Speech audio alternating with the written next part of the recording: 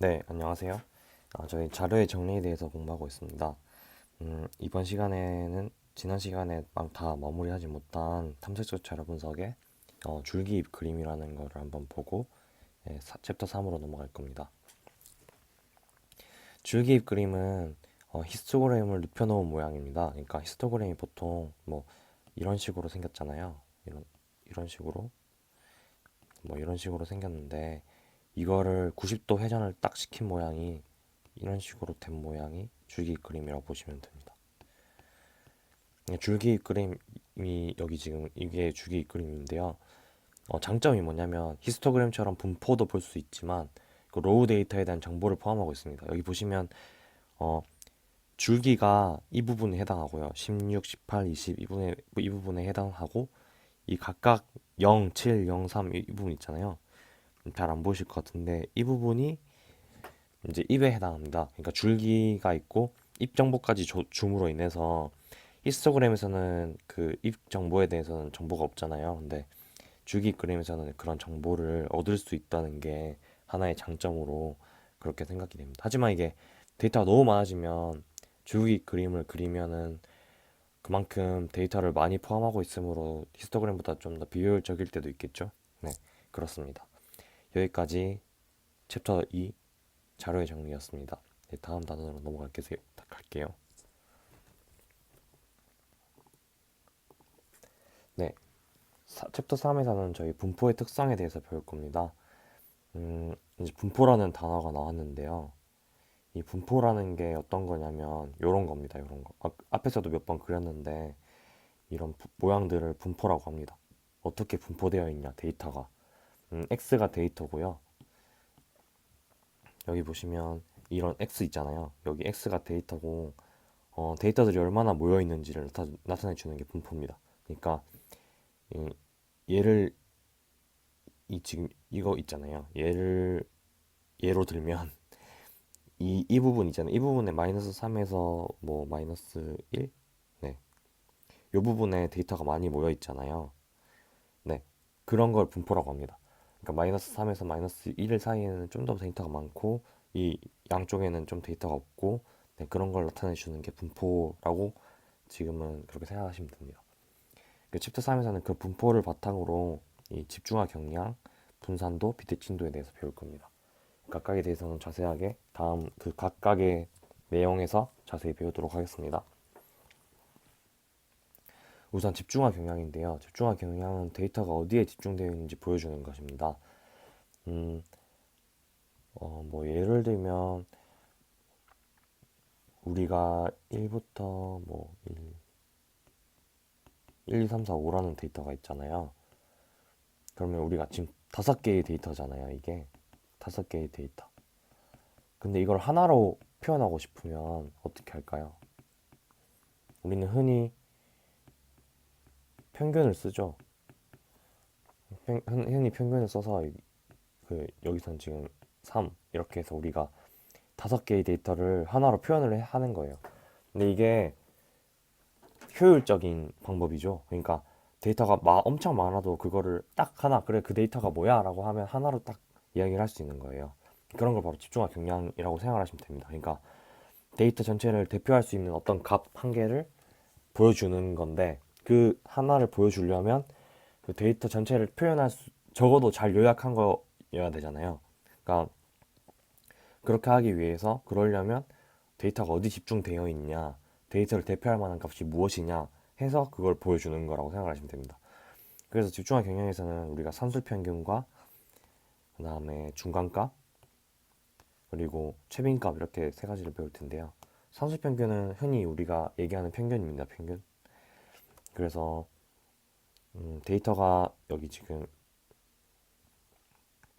x1이 1, 뭐 x2가 2, x3이 3, x4가 4, x5가 5면 이 평균 어떻게 구하시나요? 보통 평균 구하실 때 x1 더하기 x2 더하기 이렇게 해서 x5까지 나누고 이 개수로 나누잖아요. 이게 산수 평균이잖아요. 네, 그걸 이렇게 공식으로 써봤습니다. 뮤라는 거는 모집단에서 보통 쓰는 기호인데요. 모집단에서 평균을 구할 때 이제 이런 식으로 쓰게 됩니다. 네, 반복키니까 제가 빨리 쓰고 넘어갈게요. 네, 이런 식으로 쓰게 됩니다. 혹시 시그마 기호를 혹시 잘 이해를 못 하시는 분들 계실까 봐, 시그마라는 거는 더하기예요, 더하기. 시그마는 더하기를 좀 더 간단하게 표현해 주는 거예요. 여기서 보시면 시그마 xi는 x1 더하기 x2 더하기 x3 더하기 xn인데요. 여기가 n이 들어가고 여기 i가 들어가는 거예요. i는 1부터니까 1부터. 그러니까 이게 뭐냐면 포문 그, 그 코딩에서 포문이랑 비슷한 거예요. 그러니까 이게 의미하는 바가 1부터 시작해서 i는 1부터 시작해서 여기 1부터 시작해서 n일 때까지 더해라 이거예요. 그래서 x1 더하기 이렇게 쭉 가는 거예요. 그 예를 들면 시그마 i는 3부터 5까지 yi 이건 뭘까요? 이거는 y3부터 시작해서 y4, y5까지 더해라 이거예요. 좀 글씨가 좀 별로네요. 죄송합니다. 네, 이런 걸 의미하는 거예요. 시그마가 막 크게 복잡한 건 아니고요. 네, 그래서 그렇게 쓰면은 이렇게 간단하게 우리가 표현할 수가 있어요. 네, 그래서 이거를 산술평균이라고 합니다. 이게 n개의 데이터 중 무게중심이라고 생각을 해도 되는데요. 이게 좀 어려울 수도 있는데 이해를 다 하실 필요는 없어요. 근데 이해를 하시면 그래도 좋아요. 아까 말한 거 5개의 데이터를 한 개로 표현해 주는 게 평균이다. 그러니까 일종의 차원을 축소해 주는 거거든요. 이런 개념으로 이해를 하시면 나중에 차원이 어떤 거다, 뭐 데이터를 축약하는 게 어떤 의미인지 좀 더 지금부터 연습을 하시면 나중에 도움이 되실 것 같아서 제가 이런 말을 하는데요. 그러니까 5개의 데이터가 있으면 한 개로 표현해 주는 게 평균이고, 그런 거의 의미도 있고, 평균이 또 다른 의미는 무게중심이라는 거예요. 지금 우리의 데이터가 1이랑 4랑 5가 있어요. 그럼 평균은 3.3 정도 되겠죠? 이 정도? 그러니까 이게 이쪽의 무게가 더 많잖아요. 그래서 자연스럽게 이쪽으로 기울어지는 거예요. 여기가 평균이잖아요. 그러니까 무거운 쪽으로 기울어진 상태, 기울어지는 게 당연한 거고, 그런 걸 평균이라고 얘기를 합니다. 네, 넘어가도록 하겠습니다. 혹시 이해가 안 가시면 실제 수업 시간에 저한테 질문을 해주시면 제가 답변을 좀 더 이해를 하실 수 있도록 좀 더 자세히 이야기해 보겠습니다. 네. 중간값이라는 거는 n개의 자료를 작은 것부터 크기 순으로 나열했을 때 가운데 있는 값입니다. 그러니까 이거는 뭐 여기도 예제로 제가 설명할게요. 지금 14568이 있잖아요. 이 중에 중간값은 요거예요. 요거. 그러니까 5개의 데이터 중에 중간은 얘겠죠, 얘. 세 번째 있는 값. 네, 이런 걸 중간값이라고 합니다. 그러니까 어떤 데이터를 크기 순으로 정렬을 한 다음에 그 가운데, 가장 가운데 있는 값을 중간값이라고 합니다. 근데 짝수일 때는 어떻게 하나요? 짝수일 때 중간값을 보시면 지금 여기잖아요, 여기. 그럴 때는 얘네 둘의 평균을 활용해서 네, 중간값으로 저희가 씁니다. 이렇게 해서 이거를 5 더하기 8을 2로 나눈 값을 중간값으로 쓰게 됩니다. 13, 네, 이게 뭐 6.5죠? 네, 이런 걸 중간값으로 쓰게 됩니다. 중간값의 공식은 이와 같고요. 그러니까 n이 만약에 홀수일 때는 지금 같은 경우 n이 5일 때는 몇 번째 값이냐면 2분의 5 더하기 1이니까 이게 2분의 6이고 이게 세 번째죠. 그러니까 세 번째 값을 쓰게 되고요.